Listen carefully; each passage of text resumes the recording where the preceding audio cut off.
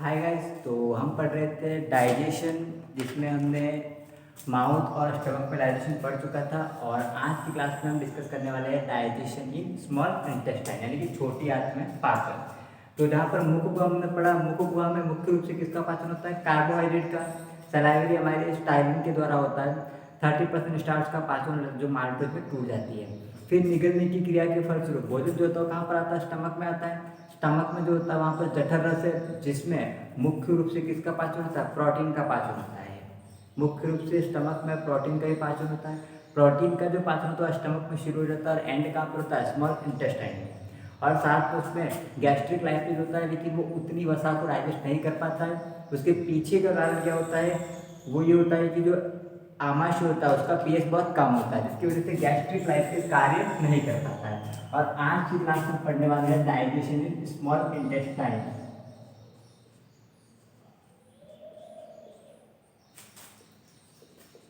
Digestion इन intestine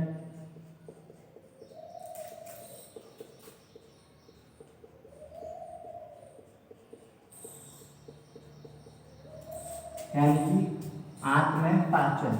आंत में पाचन की क्रिया को हम पढ़ेंगे, कैसे होता है वो।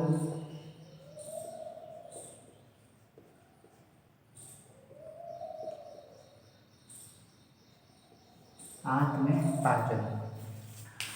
देखिए, अगर आपको ये दिख नहीं रहा है तो आप मोबाइल को वर्टिकल मोड पे, उसको हॉरिजॉन्टल मोड पे रख दी तो आपको साफ दिखाई देगा। और साथ में अगर स्पीड छोड़ोगे तो 1.25 पे आप चला सकते हैं व्यू। अब बात करते हैं आंत में पाचन। आंत में पाचन कैसे होता है वो। तो देखिए, लास्ट क्लास में हम डिस्कस किया था कि ईसोफेगस से निगलने की क्रिया के फलस्वरूप भोजन जो होता है कहाँ पर? स्टमक में जाता है, आमाशय में। आमाशय में जाने के बाद वहाँ पे जठर रस का स्त्राव होता है, और वो जठर रस मुख्य रूप से किसको? प्रोटीन को पचाता है। जो पैप्सिन होता है वो प्रोटीन को किस पे तोड़ रहा था? हमने देखा था उसको प्रोटीन को बड़े पेप्टाइड में तोड़ रहा था, पॉलीपेप्टाइड और ऑलिगोपेप्टाइड में। और साथ में हमने देखा था कि जो रेनिन होता है, दुग्ध प्रोटीन, कैसीन को किसमें? पैराकैसिनेट में चेंज कर देता है। फिर उसमें कैल्शियम की क्रिया होती है और वो पैराकैसिनेट में चेंज हो जाता है, और उस प्रकार उसका पाचन होता है दुग्ध प्रोटीन का। तब बात करते हैं आंत में पाचन। तो भोजन जो था, सबसे पहले जो भोजन था वो भोजन कहाँ पर गया? मुख गुहा में। और मुख गुहा में भोजन किस फॉर्म में गया था? हमने देखा था मुख गुहा में जो भोजन का फॉर्म था वो किस फॉर्म में था? बॉलस की फॉर्म में। तो मुख गुहा में भोजन किस फॉर्म में गया था? बॉलस की फॉर्म में। अब ये बॉलस जो होता है वो कहाँ पे जाता है? स्टमक में, आमाशय में। आमाशय में भोजन गया। आमाशय में किस फॉर्म में था? बॉलस की फॉर्म में। स्टमक के बाद, आमाशय के बाद ये भोजन जो होता है वो जाता है छोटी आंत में, यानी कि यहाँ पर मैं लिख दूँ इंटेस्टाइन आंत में, स्मॉल इंटेस्टाइन, सॉरी, छोटी आंत।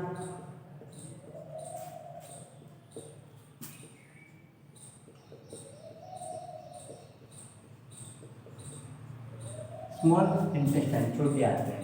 तो आमाशय के पश्चात भोजन छोटी आंत में प्रवेश करता है। वो किस फॉर्म में प्रवेश करता है? काइम की फॉर्म में। ये याद रखना, काइम की फॉर्म में प्रवेश करता है।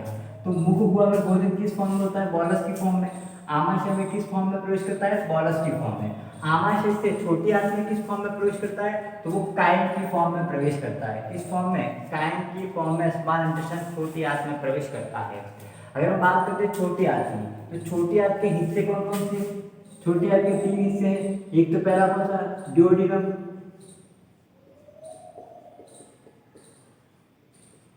कौन सा है? ड्यूओडिनम। दूसरा हिस्सा कौन सा है उसका? जेजुनम। ड्यूओडिनम, जेजुनम। और तीसरा हिस्सा कौन सा है? इलियम। ड्यूओडिनम, जेजुनम और इलियम। तो अब हम पढ़ने वाले ड्यूओडिनम, जेजुनम और इलियम, इन तीनों में पाचन कैसे होता है वो। सब पर मुख्य रूप से ड्यूओडिनम में पाचन होता है, उसको हम पढ़ेंगे। फिर जेजुनम और इलियम में तो अवशोषण की क्रिया शुरू हो जाती है। क्लियर? मैक्सिमम मैक्सिमम जो डाइजेशन होता है वो छोटी आंत में होता है, और मैक्सिमम एब्जॉर्प्शन, अवशोषण भी छोटी आंत में होता है। सर्वाधिक पाचक कहाँ होता है? छोटी आंत में। और सर्वाधिक अवशोषण कहाँ होता है? छोटी आंत में होता है। तो अब स्मॉल इंटेस्टाइन से जो काइम है, अब ये जो भोजन है वो कहाँ पर आ गया? छोटी आंत में आ गया, यानी कि ड्यूोडेनम में आया। तो ड्यूोडेनम में आने के बाद कौन कौन से पाचक रस उस पर कार्य करेंगे उसके बारे में जिक्र कर लेंगे। तो अगर यहाँ पर पाचक रस की बात करें तो कौन कौन से पाचक रस कार्य करेंगे? सबसे पहला तो बाइल जूस, जो पित्त रस है वो इस पर कार्य करेगा, बाइल जूस। और बाइल जूस के बारे में पूरा पढ़ा है। बाइल जूस जो है वो सीक्रेट किसके द्वारा होता है? इसका स्त्राव कौन करता है? लीवर के द्वारा इसका स्त्राव किया जाता है। और जो बाइल जूस होता है वास्तविक पाचक रस भी नहीं होता है। उसके पीछे का कारण क्या है कि जो बाइल जूस है उसमें किसी प्रकार का पाचक एंजाइम नहीं होता है। सिर्फ क्या होते हैं? पित्त लवण, पित्त वर्णक होते हैं, अकार्बनिक, कार्बनिक लवण और वर्णक होते हैं, कोलेस्ट्रॉल एंड लैक्टोज, जिसके अलावा कोई एंजाइम नहीं होता है जो भोजन को पचाता हो। इसीलिए बाइल जूस जो है वास्तविक पाचक रस नहीं होता है। बाइल जूस वास्तविक पाचक रस नहीं है क्योंकि किसी प्रकार का एंजाइम नहीं होता जो भोजन को पचाते हैं। बाइल जूस हो गया। दूसरा पैनक्रियाटिक जूस, पैनक्रियाटिक जूस। अगर हम पैनक्रियाटिक जूस की बात करें तो पैनक्रियाटिक जूस को रिलीज कौन कर रहा है? पैनक्रियाज, अग्नाशय। ठीक है। दूसरा कौन सा? पैनक्रियाटिक जूस इस पर काम करेगा स्मॉल इंटेस्टाइन में भोजन पर। तीसरा जो काम करता है वो succus entericus, succus entericus.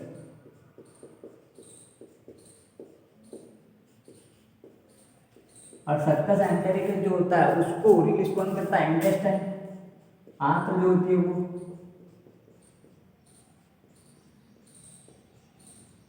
Intestine जो है सक्कस एंटेरिकस को रिलीज करती है। तो ध्यान देना, भोजन जैसे स्मॉल इंटेस्टाइन में आएगा, यानी कि कहाँ पर आएगा? ड्यूोडेनम, जेजुनम और इलियम, इन तीनों में पाचन को पढ़ेंगे। ठीक है। जहाँ पर मोस्टली पाचन कहाँ होगा? ड्यूोडेनम में होगा। ठीक है। और हम बात करते हैं स्मॉल इंटेस्टाइन में कौन कौन से जूस जो होते हैं वर्क करते हैं। एक तो होता है बाइल जूस जो कि लीवर की तरह स्ट्राइक होता है, और दूसरा कौन सा है? पैनक्रियाटिक जूस, अग्नाशयी रस जो कि अग्नाशय की तरह स्ट्राइक होता है, और तीसरा कौन सा है? सक्कस एंटेरिकस जो कि आंत्र के द्वारा, इंटेस्टाइन की तरह स्ट्राइक होता है।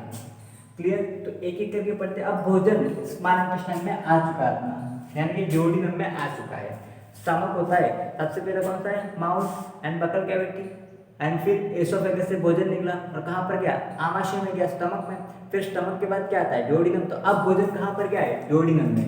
तो ड्यूोडेनम में भोजन किस अवस्था में प्रवेश करता है? तो काइम की अवस्था में। ठीक है। आमाशय में किस अवस्था में प्रवेश करता है? बॉलस की अवस्था में। मुख गुहा में किस अवस्था में रहता है? तो बॉलस की अवस्था में। समझ लो। तो अब भोजन जैसे ही स्मॉल इंटेस्टाइन में आया तो सबसे पहले हम बात करेंगे इन तीनों के वर्क के बारे में, कैसे ये काम करते हैं भोजन पे। तो जैसे ही भोजन आमाशय में आया सबसे पहले काम करेगा बाइल जूस।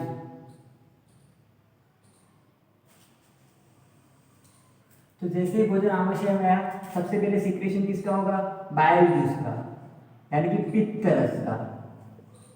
तो चलिए देखते हैं पित्त रस कैसे काम करता है वो, बाइल जूस। अब भोजन जैसे स्मॉल इंटेस्टाइन की ड्यूोडेनम में आया, जो लीवर है यकृत वो पित्त रस का स्त्राव करेगा बाइल जूस का। और जो बाइल जूस होता है उसको हमने पढ़ा था, उसमें 98% तो वाटर होता है, और 2% जो होता है उसमें क्या होते हैं? ऑर्गेनिक एंड इनऑर्गेनिक साल्ट होते हैं। साथ में उसमें पित्त वर्णक होते हैं, बाइल पिगमेंट होते हैं, और इसके अलावा इसका पीएच जो होती है वो क्षारीय होता है। ये चीज़ हमने पढ़ चुके थे डाइजेस्टिव जूसेस में। तो बाइल जूस जो होता है उसमें क्या क्या चीज़ें होती है? देखिए, एक तो अकार्बनिक लवण होते हैं इसमें, इनऑर्गेनिक साल्ट, अकार्बनिक लवण ये होता है उसमें। इसके बाद क्या होता है उसमें? दूसरा कार्बनिक लवण, अकार्बनिक लवण, और साथ में क्या है? कार्बनिक लवण। और इसके अलावा इसमें होते हैं वर्णक, पिगमेंट होते हैं, बाइल पिगमेंट, ये 3 होते हैं। उसमें से हम बात करेंगे अगर अकार्बनिक लवण की, तो अकार्बनिक लवण कौन कौन से हैं? NaCl, Na2CO3, sodium carbonate and sodium bicarbonate, NaOH, ये तीनों अकार्बनिक लवण होते हैं। अब ये क्या करते हैं कि जो भोजन की अम्लीयता को, भोजन कहाँ से आया है, आमाशय से होकर आया है, और आमाशय में, आमाशय स्टमक की बात करें तो हाईली एसिडिक रीजन है, बहुत ज़्यादा अम्लीय माध्यम है वो, तो वहाँ से भोजन आया मतलब वो भोजन कैसा होगा, बहुत ज़्यादा अम्लीय होगा। तो ये अकार्बनिक लवण क्या करेंगे, भोजन की अम्लीयता को दूर कर देंगे, भोजन की अम्लीयता दूर, भोजन की अम्लीयता को क्या करेगा, दूर करेगा। और क्या करेगा, माध्यम को क्षारीय बनाता है, माध्यम को क्षारीय बनाता है,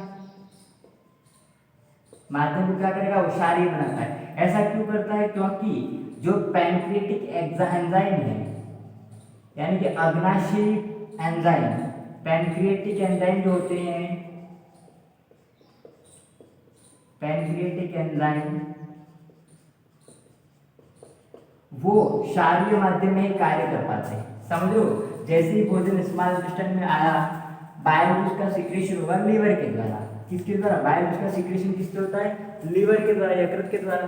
तो बाइल उसका सिक्रेशन क्या, उसमें क्या है, अकार्बनिक लवण, कार्बनिक लवण वर्णक होते हैं, उसमें से अकार्बनिक लवण है NaCl, Na2CO3, NaHCO3, ये क्या करते हैं, भोजन की अम्लीयता को दूर कर देते हैं। जो भोजन आमाशय से होकर आया वो अम्लीय होता है, उसकी अम्लीयता को दूर कर देते हैं। और माध्यम है यानी कि जो ड्यूडेनम है उसको कैसा बना देते हैं, क्षारीय कर देते हैं, ताकि क्या होगा, उससे क्या होगा कि जो पैंक्रियाटिक एंजाइम है वो क्षारीय माध्यम में ही कार्य करते हैं। इसीलिए ऐसा क्यों किया जाता है, तो पैंक्रियाटिक एंजाइम जो है, अगर पैंक्रियाज से पैंक्रियाटिक जूस निकलेगा, उस जूस में पैंक्रियाटिक एंजाइम होंगे, अग्नाशयी एंजाइम, और वो एंजाइम सिर्फ और सिर्फ कौन से, क्षारीय माध्यम में ही कार्य करते हैं, अदरवाइज वर्क नहीं कर पाते। इसीलिए माध्यम को क्षारीय करना बहुत जरूरी होता है।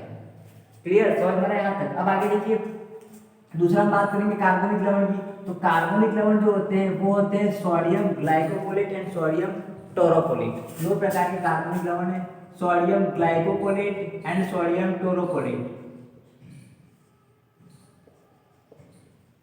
सोडियम ग्लाइकोपोलेट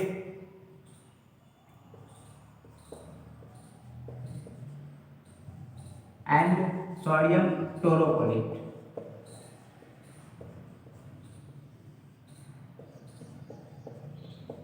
टोरोपोलेट, अब ये क्या काम करते हैं, तो इसका काम ध्यान देना, ये जो होते हैं वो वसा का पायसीकरण करते हैं,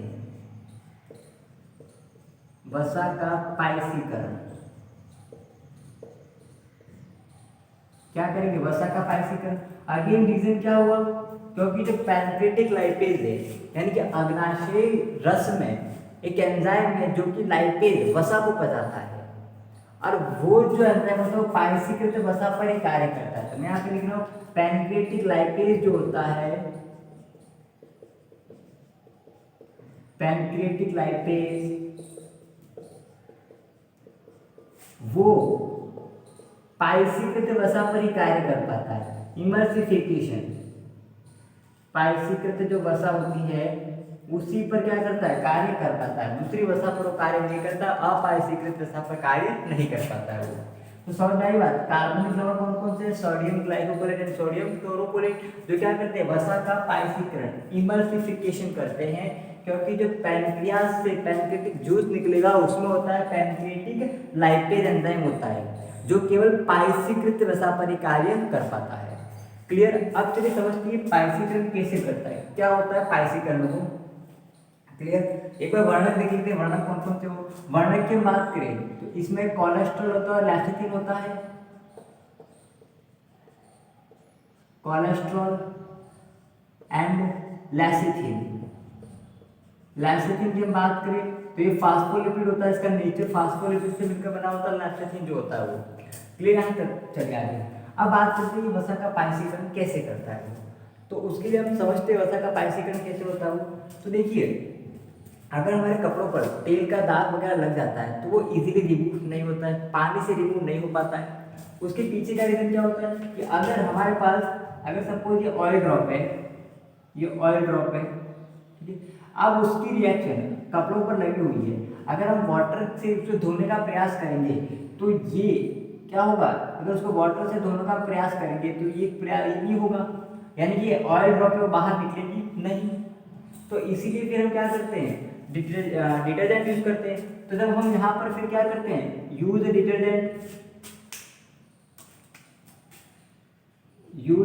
डिटर्जेंट।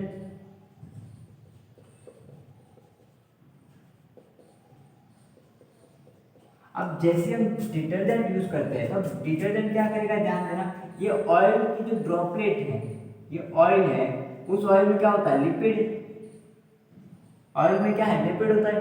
तो अब इस ऑयल के चारों दो लेयर बना देगा वो। क्या करेगा, इसके चारों दो लेयर बना देता है वो,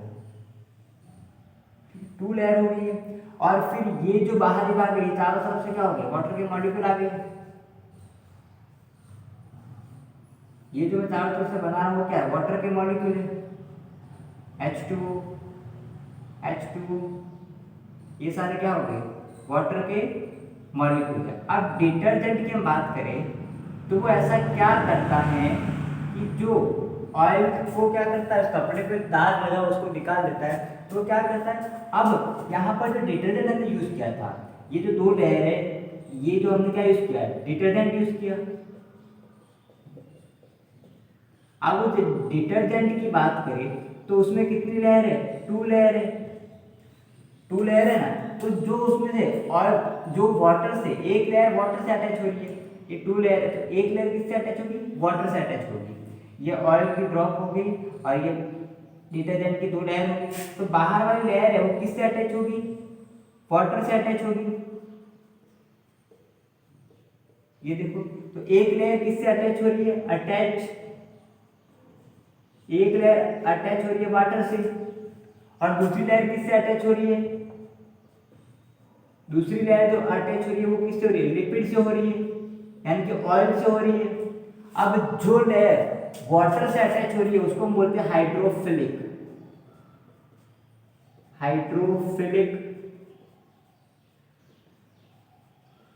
ठीक है, यानी हाइड्रोफिलिक। जहां पर हाइड्रो का मतलब होता है वाटर एंड फिलिक का मतलब होता है टू लव। हाइड्रो का मतलब क्या है, अगर इसका विश्लेषण करें अपन, हाइड्रो का मतलब क्या होता है, वाटर, और फिलिक का मतलब होता है टू लव, यानी कि स्नेह।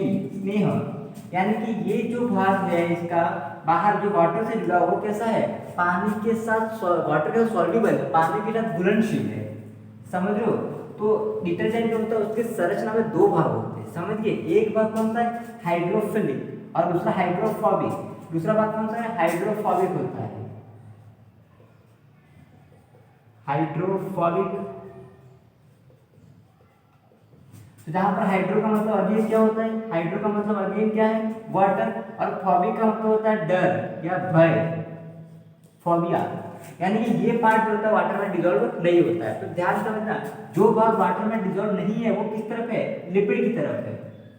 जो भाग, ये वाला भाग वाटर में डिसॉल्व नहीं, लिपिड की तरफ है, और बाहर वाला भाग जो वाटर से क्या उस पर डिसॉल्व हो जाता है। तो अब क्या किया, उस डिटर्जेंट की, जो डिटर्जेंट है, समझना ध्यान से, अगर ये ऑयल ड्रॉप है, ये ऑयल ड्रॉप है, तो उसको चारों ओर से क्या किया, उस पार्ट में कवर कर लिया जो कि वाटर में सॉल्युबल है, पानी में घुलनशील है। वो पार्ट कौन सा है, डिटर्जेंट का हाइड्रोफिलिक पार्ट होता है।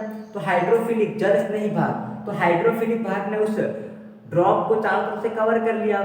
तो अब वो चारों तरफ से कवर किया, वो तो वाटर में क्या है, सॉल्युबल है, पानी में घुलनशील है। तो अब एयर की जो ड्रॉप है, सॉरी ऑयल की जो ड्रॉप है वो क्या होगी, पानी के साथ बाहर आ जाएगी, तो जो दाग होगा वो साफ हो जाएगा। तो ये डिटर्जेंट ऐसे काम करता है। आज जब हम बात करते हैं यहाँ पर वसा की, तो वो भी यही किसी कॉन्सेप्ट से करती है। तो वसा जो होता है, समझना, वसा जो होती है, वसा फेट, उसे भी क्या होती है, ये फेट है, ये फेट हो गया। अब फेट में क्या होगा, लिपिड होगा। अब फेट जो होता है उस पर जो वाटर मीडिएटेड एंजाइम होते हैं, यानी कि पैनक्रियाटिक एंजाइम जो होते हैं वो कैसे होते हैं, वाटर मीडिएटेड होते हैं। तो वो जलीय एंजाइम जो होते हैं वो इस फेट पर कार्य नहीं कर पाते, सीधे कार्य नहीं कर पाएंगे। फिर क्या होगा, इसकी चारों तरफ क्या होगा, बाइल सॉल्ट जमा हो जाएंगे, एक ही लेयर बनाते हैं। इसके चारों तरफ क्या होंगे, बाइल सॉल्ट जो होते हैं वो काम करेंगे उस फीड पर। और बाइल सॉल्ट के बाद यहाँ पर क्या आ जाएंगे, वाटर मीडिएटेड एंजाइम आ गई, तो ये हो गया H2 वाटर मीडिएटेड एंजाइम। मैं यहाँ पर लिख देता हूँ H2, ध्यान से समझना चीजों को, ये H2 हो गया वाटर मीडिएटेड एंजाइम हो गया।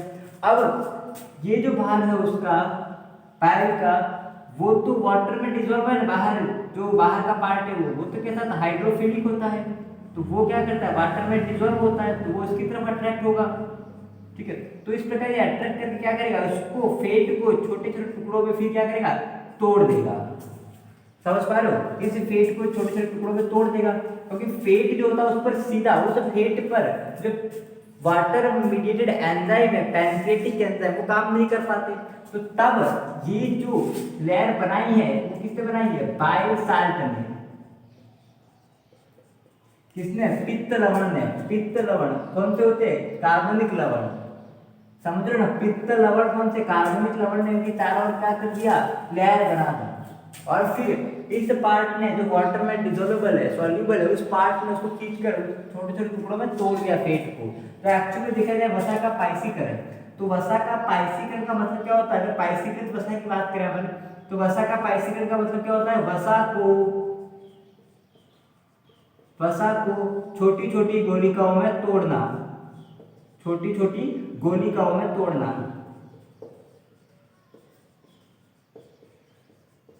वसा को छोटी छोटी गोलिकाओं में तोड़ना,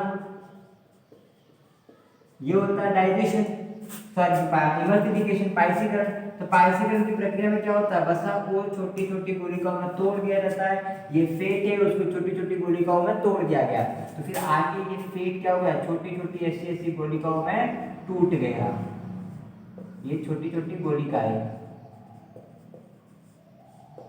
छोटी छोटी गोलिकाएं। तो अब ये जो फेट लोब्यूल्स जो था, फेट लोब्यूल्स वसा की जो बड़ी गोलिका थी वो छोटी छोटी गोलिकाओं में, छोटी छोटी ग्लोब्यूल्स में टूट गई, इसी को हम क्या बोलते हैं, पाइसीकरण। ये जो क्रिया है उसको हम क्या बोलते हैं, पाइसीकरण। यहाँ पर क्या हो गया, पाइसीकरण हुआ, पाइसीकरण हुआ, ये समझ में आएगा पाइसीकरण क्या होता है वो। तो अब चीज समझ में, पाइसीकरण क्या, पाइसीकरण का मतलब क्या होता है, वसा के बड़े भाग को छोटे छोटे भागों में तोड़ना। ऐसा क्यों किया जाता है, क्योंकि अग्नाशिरा जो होता है वो सीधी इस फेट पर काम नहीं करता है। वो क्यों नहीं करता है, क्योंकि उसके चारों, समझ रहे हो बात को, क्योंकि वो कैसे जो अग्नाशिरा से वो कैसे होते हैं, वाटर मीडिएटेड होते हैं, और वो उस पर काम नहीं कर पाते, फिर उसको छोटे छोटे टुकड़ों में तोड़ दिया जाता है और वो इस पर कार्य करेगा। यहाँ पायल जूस। अब बात करते हैं अपन दूसरा पैनक्रियाटिक जूस के बारे में, ठीक है। तो अब ले लेते हैं अपन पैनक्रियाटिक जूस।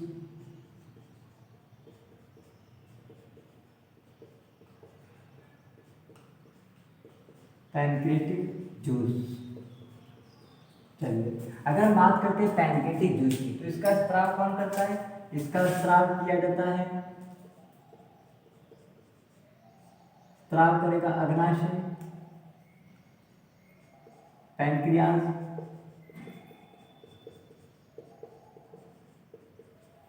स्राव कौन कर रहा है, पैनक्रियाज कर रहा है पैनक्रियाटिक जूस का। तो जो पैनक्रियाटिक जूस जो होते हैं, तो सबसे पहले हम बात करते हैं इसमें एंजाइम कौन कौन से होते हैं। तो पैनक्रियाटिक जूस की हम बात करें तो इसमें जो एंजाइम की हम बात करें तो chymotrypsin, trypsin, pancreatic alpha amylase और पैनक्रियाटिक लाइपेज, ये एंजाइम होते हैं। तो इसमें सबसे पहले हम पढ़ेंगे, सबसे पहला जो पॉइंट इसमें पढ़ना है वो है कार्बोहाइड्रेट का पाचन।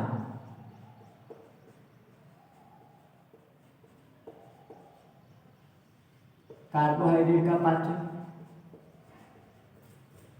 तो देखिए कार्बोहाइड्रेट के पाचन में क्या होता है, वो कार्बोहाइड्रेट जो होता है जिससे स्टार्च अपन, तो 30% स्टार्च का पाचन कहाँ होता है, मुख कुआ में हो जाता है टायरिक के द्वारा, और शेष बचे स्टार्च। यानी कार्बोहाइड्रेट के पाचन में अपन देखिए तो स्टार्च जो होता है, उस स्टार्च को जो 70% बची हुई स्टार्च है, उस स्टार्च को किस में तोड़ा जाता है, माल्टोज में। किस में तोड़ा जाएगा, माल्टोज में, और साथ में आइसोमाल्टोज, आइसोमाल्टोज, और साथ में आता है लिमिडेक्स्ट्रिन। लिमिट डेक्स्ट्रिन, इन तीनों में तोड़ा जाता है। अब ये काम किससे किया जाता है, ये जो पैनक्रिएटिक जूस है उसमें एक एंजाइम होता है पैनक्रिएटिक अल्फा एमाइलेज, उसके द्वारा ये काम किया जाता है। तो एंजाइम कौन सा है, pancreatic alpha amylase, pancreatic alpha amylase, समझ पा रहे हो। तो कार्बोहाइड्रेट का पाचन जो 30% कार्बोहाइड्रेट का पाचन तो मुख गुआम हो गया, बची हुई कार्बोहाइड्रेट का पाचन कहाँ पर होता है, ड्यूओडेनम में, पैनक्रिएटिक जूस के द्वारा। ये क्रिया कहाँ पर होगी, ड्यूओडेनम में, छोटी आंत में। तो 70% स्टार्च किसमें कन्वर्ट हो गया, माल्टोज प्लस आइसोमाल्टोज डेक्स्ट्रिन में कन्वर्ट हो गया, किसके द्वारा, पैनक्रिएटिक अल्फा एमाइलेज के द्वारा। क्लियर। अब दूसरे में बात करते हैं प्रोटीन का पाचन, ये तो कार्बोहाइड्रेट का पाचन हो गया। अब बात करते हैं प्रोटीन का पाचन। तो अगर प्रोटीन के पाचन की बात करें तो प्रोटीन के पाचन के लिए जो एंजाइम होते हैं वो निष्क्रिय अवस्था में होते हैं, तो पहले इनको सक्रिय अवस्था में कन्वर्ट किया जाता है। तो उसमें पहला कौन सा होता है, अगर हम एंजाइम की बात करें तो 3 एंजाइम है जो प्रोटीन को बताते हैं, ट्रिप्सिनोजन, काइमोट्रिप्सिनोजन और है ट्रिप्सिनोजन, काइमोट्रिप्सिन, और बात करें तो पैनक्रिएटिक अल्फा एमाइलेज जो किसको बता रहा है, कार्बोहाइड्रेट का पाचन कर रहा है। तो प्रोटीन को पचाने वाले कितने हैं, 3 एंजाइम होते हैं। सबसे पहले हम बात करेंगे तो कौन सा हो जाएगा, ट्रिप्सिनोजन, दूसरा है काइमोट्रिप्सिनोजन और तीसरा है प्रोकार्बोक्सी पेप्टिडेज। ये तीनों जो होते हैं वो निष्क्रिय अवस्था में होते हैं, इनको सक्रिय अवस्था में बदला जाता है। तो प्रोटीन का पाचन तो 3 एंजाइम के द्वारा होता है। पहला कौन सा, प्रोकार्बोक्सी पेप्टिडेज, प्रोकार्बोक्सी पेप्टिडेज पहला एंजाइम ये रहा। दूसरा जो एंजाइम होता है वो कौन सा होता है, ट्रिप्सिनोजन, दूसरा जो एंजाइम है वो है ट्रिप्सिनोजन और तीसरा है काइमोट्रिप्सिनोजन।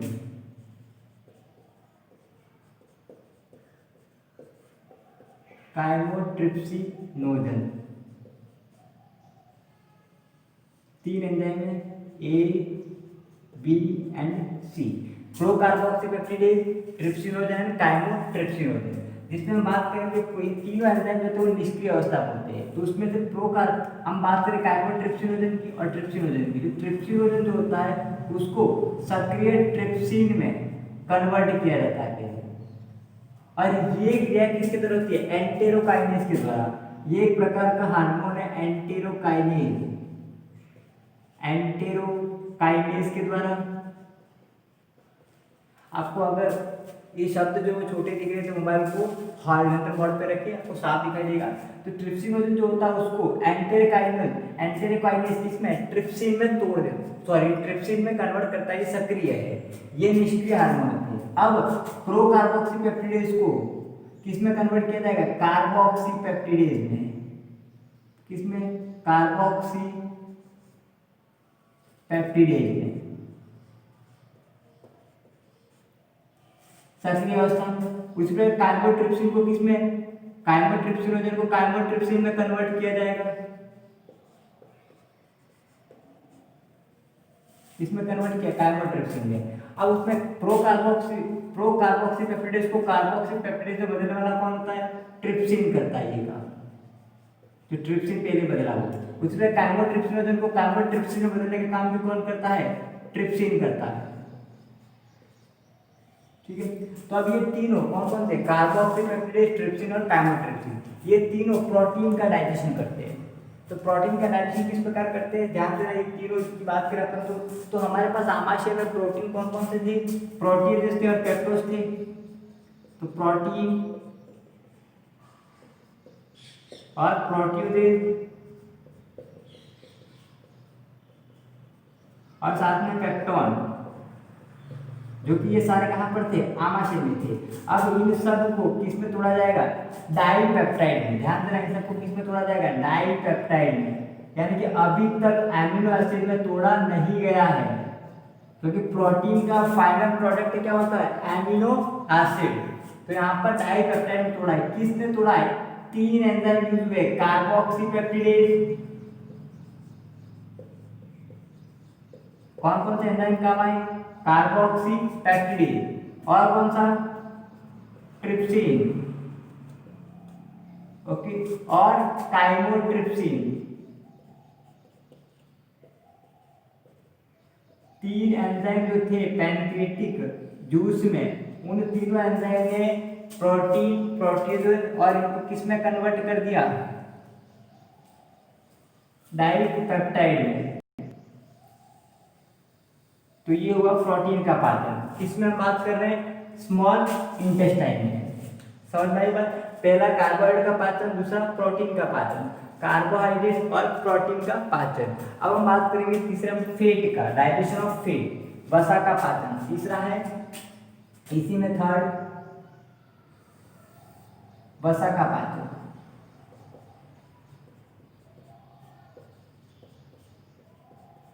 वसा का पाचन, तो अगर वसा के पाचन की बात करें अपन, तो वसा जो होती है कौन सी, पाइसीकृत वसा, यानी कि वसा के पाचन की बात करें तो वसा को पहले, तो इस वसा को पहले बाइल साल्ट जो होते हैं, पित्त लवण, उस वसा को किस में कन्वर्ट कर देते हैं, पाइसीकृत वसा में, पाइसीकृत वसा में। तो कहने का मतलब क्या हुआ कि वसा की जो ये बड़ा लॉब्यूल है उसको किसमें, छोटे छोटे लॉब्यूल में कन्वर्ट कर दिया गया। ये काम किसने किया, बाइल साल्ट ने किया। अब इस पाइसीकृत वसा पर कौन काम कर रहा है, इस पाइसीकृत वसा पर पैनक्रिएटिक अल्फा एमाइलेज, कौन सा एंजाइम काम करेगा, pancreatic alpha amylase, sorry pancreatic lipase, sorry pancreatic lipase काम करेगा, sorry pancreatic lipase, pancreatic lipase काम करेगा। और पैनक्रिएटिक लाइपेज इस पाइसीकृत वसा को तोड़ देगा फैटी एसिड और ग्लिसरॉल में, फैटी एसिड प्लस ग्लिसरॉल में इसको तोड़ देगा। समझ में आई बात, किसमें तोड़ देगा, फैटी एसिड और ग्लिसरॉल में इसको तोड़ देगा। तो ये था पैनक्रिएटिक जूस के द्वारा होने वाला डाइजेशन, जिसमें हमने पढ़ा कार्बोहाइड्रेट का पाचन, तो स्टार्च को pancreatic alpha amylase maltose plus iso maltose plus limit destine में तोड़ देगा। प्रोटीन का पाचन तीन एंजाइम के द्वारा होता है, कार्बोक्सीपेप्टाइड, ट्रिप्सिन और काइमोट्रिप्सिन। ये तीनों निष्क्रिय अवस्था में होते हैं, उसको सक्रिय अवस्था में पहले बदला जाता है, क्लियर। और ये तीनों मिलकर प्रोटीन को डाइपेप्टाइड में तोड़ देते हैं। प्रोटीन का पाचन करने वाले कुल एंजाइम कौन कौन से, पैप्सिन, ट्रिप्सिन, काइमोट्रिप्सिन और कार्बोक्सीपेप्टाइड, चार एंजाइम जो प्रोटीन को पचाते हैं। और दुग्ध प्रोटीन वाला रेनिन, क्लियर यहाँ तक। और वसा को पचाने वाला एंजाइम कौन सा है, पैनक्रिएटिक लाइपेज। ये पाइसीकृत वसा पर कार्य करता है, इसीलिए पहले वसा को पाइसीकृत करता है पित्त लवण, पित्त लवण वसा का पाइसीकरण करता है। उस पाइसीकृत वसा पर कौन कार्य करता है, पैनक्रिएटिक लाइपेज, और उसको फैटी एसिड और ग्लिसरॉल में तोड़ देता है, क्लियर यहाँ तक। अब बात करते हैं नेक्स्ट तीसरा, चलिए आगे। तीसरा जो है वो कौन सा है, succus entericus, succus entericus, succus entericus. चलो इसकी रिलीज की बात करें, इसका स्त्राव कौन करता है, आंत्र करती है, आंत्र के द्वारा इसका स्त्राव किया जाता है। सक्कस एंटेरिकस, उसका प्रकृति वगैरह हम पढ़ चुके थे डाइजेस्टिव जूसेस में। अब बात करते हैं काम कैसे करता है सक्कस एंटेरिकस की। तो इसमें कौन सबसे पहले बात करेंगे, इसमें वही कार्बोहाइड्रेट का पाचन, पहला कार्बोहाइड्रेट का पाचन, कार्बोहाइड्रेट का इसमें पाचन कैसे होता है वो,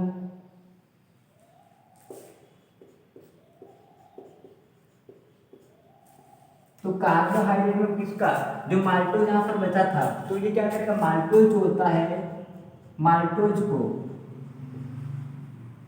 इसके अंदर एंजाइम होता है माल्टेज, तो वो माल्टेज जो होता है माल्टोज को ग्लूकोज प्लस ग्लूकोज में तोड़ देता है, ग्लूकोज प्लस ग्लूकोज, यानी कि माल्टोज जो होता है वो दो ग्लूकोज की इकाई से मिलकर बना होता है, और माल्टोज मिलकर क्या बनाता है, स्टार्च बनाता है। और स्टार्च क्या है, कार्बोहाइड्रेट है, समझ लो ना। तो ये कार्बोहाइड्रेट का पाचन हो गया। दूसरा जो है वो सुक्रोज है, तो सुक्रोज को सुक्रेज जो एंजाइम होता है, कौन सा एंजाइम, सुक्रेज एंजाइम, जो कि कहां पर होता है, सक्कस एंटेरिकस में। सुक्रेज एंजाइम सुक्रोज को ग्लूकोज प्लस फ्रक्टोज में तोड़ देता है, किसमें तोड़ेगा, ग्लूकोज प्लस फ्रक्टोज, तो मोनोमर इकाई याद रखना, माल्टोज की मोनोमर इकाई कौन सी है? Glucose plus glucose. सुक्रोज की कौन सी है? Glucose plus fructose. और तीसरा जो होता है वो होता है लैक्टोज। लैक्टोज, तो लैक्टोज जो शुगर है उसको कौन सा enzyme? Lactase enzyme. Lactase enzyme जो होता है वो लैक्टोज को ग्लूकोज प्लस गैलेक्टोज में तोड़ देता है। ग्लूकोज प्लस गैलेक्टोज में ये तोड़ देता है, ग्लूकोज प्लस गैलेक्टोज में उसने तोड़ दिया। क्लियर यहाँ तक? तो ये था कार्बोहाइड्रेट का पाचन। अब बात करते हैं प्रोटीन का पाचन। प्रोटीन का पाचन इसके द्वारा सक्का सेंटर किसके द्वारा, कहां पर? छोटी आंत। प्रोटीन का पाचन, तो यहाँ पर प्रोटीन के पाचन की बात करें तो प्रोटीन कौन सा था? डाइपेप्टाइड की फॉर्म में था। ठीक है, तो यहाँ पर कौन सा, यहाँ पर जो एंजाइम होगा वो कौन सा? स्ट्रिप्सिन एंजाइम होगा। कौन सा? स्ट्रिप्सिन एंजाइम होगा जो किसको इसको किस में कन्वर्ट कर देगा? डाइपेप्टाइड को किस में कन्वर्ट कर देगा? एमिनो एसिड में कन्वर्ट कर देगा। डाइपेप्टाइड एंजाइम होगा। तो यहाँ पर कौन सा था? डाइपेप्टाइड थी यहाँ पर। तो अब प्रोटीन के पाचन अपन लिखे तो डाइपेप्टाइड।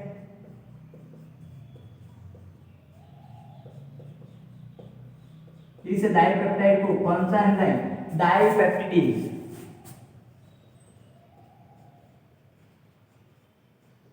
ये डाइपेप्टिडेज जो एंजाइम होता है वो डाइपेप्टाइड को तोड़ देगा किसमें? एमिनो एसिड में। एमिनो एसिड में, तो फाइनल प्रोडक्ट मिल गया अपने को एमिनो एसिड। तो देखिए प्रोटीन का पाचन कहाँ हुआ था? आमाशय में हुआ, फिर ड्यूodenum में हुआ और सक्का सेंट्रिक में उसको फाइनली एमिनो एसिड में तोड़ दिया गया। तो ये तो हो गया प्रोटीन का पाचन। तो कार्बोहाइड्रेट का पाचन, प्रोटीन का पाचन। अब पढ़ते हैं अपन किसका? वसा का पाचन। तो इसको फैटी एसिड और ग्लिसरॉल में तोड़ा था, उसको ट्राई व मोनोग्लिसराइड में तोड़ देगा।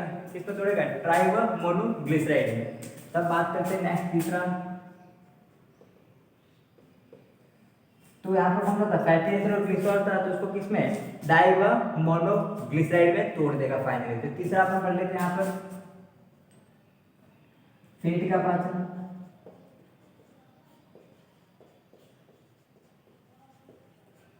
वसा का पाचन, तो इसको किस में तोड़ दिया जाएगा फाइनली? फैटी एसिड को ग्लिसरॉल,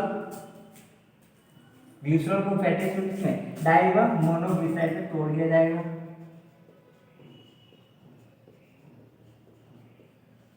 फैटी एसिड को डाई व मोनोग्लिसराइड।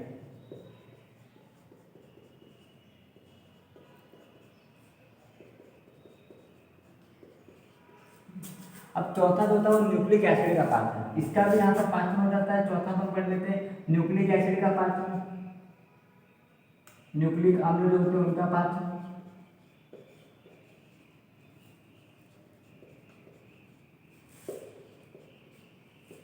न्यूक्लिक अम्ल का पाचन, तो जो न्यूक्लिक अम्ल को पचाने के लिए दो एंजाइम होते हैं। पहला कौन होता है? न्यूक्लियोटाइडेज, दूसरा होता है न्यूक्लियोसाइडेज। Nucleotidase and nucleosidase. तो पहले हम बात करेंगे न्यूक्लियोटाइडेज। तो जो न्यूक्लिक एसिड होते हैं उस न्यूक्लिक एसिड में क्या क्या होते हैं? न्यूक्लियोटाइड होते हैं बहुत सारे। तो न्यूक्लियोटाइड को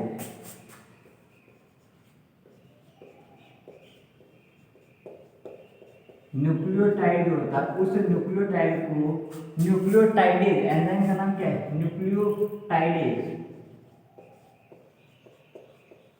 न्यूक्लियोटाइडेज ये एंजाइम का नाम है। अभी न्यूक्लियोटाइडेज जो होता है वो न्यूक्लियोटाइड को किसमें तोड़ेगा? न्यूक्लियोसाइड, सॉरी न्यूक्लियोसाइड,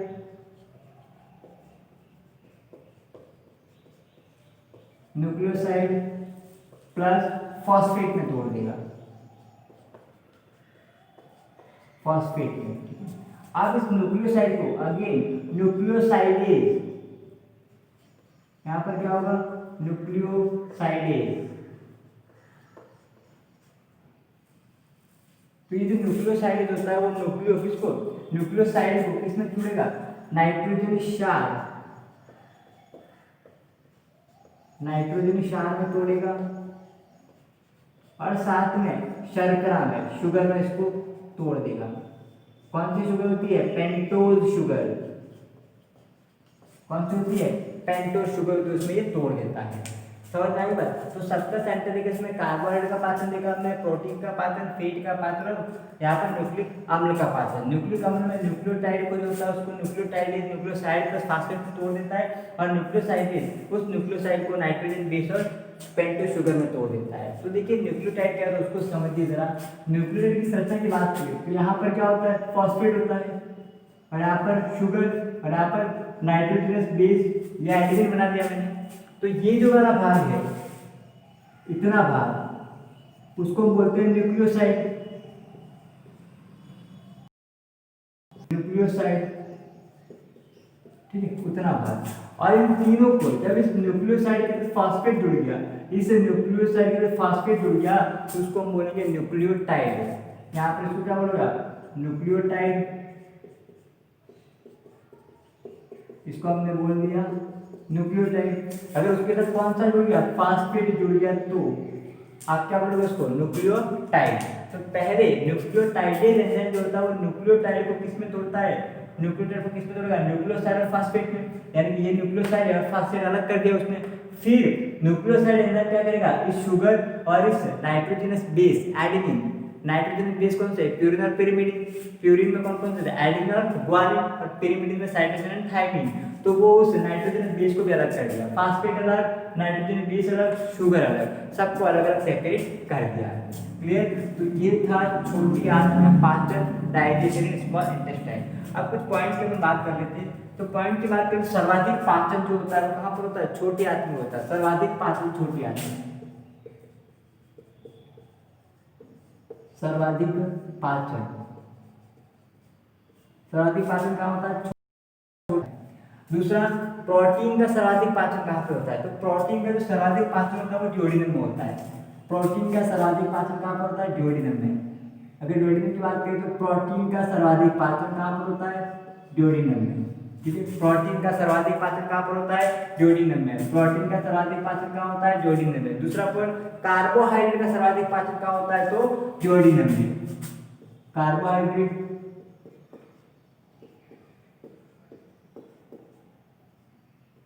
तो आप देख रहे हो प्रोटीन और कार्बोहाइड्रेट दोनों का सर्वाधिक पाचन कहाँ पर हो रहा है, ड्यूोडेनम में होता है। मैक्सिमम पाचन भी कहाँ होता है, छोटी आंत में। और मैक्सिमम अवशोषण भी कहाँ पर होता है, छोटी आंत में ही होता है। क्लियर। तो देखिए एक बार, भोजन मुख गुहा में बोलस की फॉर्म में होता है, आमाशय में बोलस की फॉर्म में होता है, फिर कायस की फॉर्म में कहाँ पे रहता है, स्मॉल इंटेस्टाइन में, जहाँ पर तीन प्रकार के रस, तीन प्रकार के जो पाचक रस है उस पर कार्य कर रहे हैं। कौन कौन से, bile juice, pancreatic juice and succus entericus. Clear. वो इस प्रकार से काम करते हैं। Bile juice to, bile juice आप देख लो, बाइल जूस ने किसी पाचक एंजाइम का स्त्राव नहीं किया है, इसलिए बाइल जूस जो वास्तविक पाचक रस नहीं होता है। पैनक्रियाटिक जूस के द्वारा कार्बोहाइड्रेट, प्रोटीन और फैट का डाइजेशन होता है। सक्कस सेंटेरिकस के द्वारा भी carbohydrate, protein, fat and nucleotide, nucleic acid का डाइजेशन होता है। क्लियर, याद है। तो आज की क्लास में इतना ही, और कल हम पढ़ेंगे इसी के एब्जॉर्प्शन और इसके आगे की प्रक्रिया पढ़ेंगे। Thank you so much.